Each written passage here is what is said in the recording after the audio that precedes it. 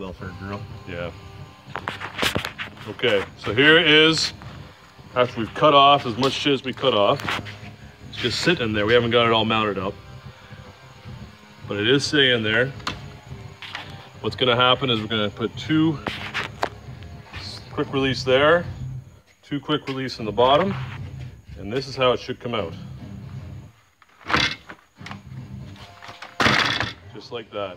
Clean your fucking grill, put the thing back in, you're ready to roll. Save $200. We're gonna mount it up and I'll show you the finished product.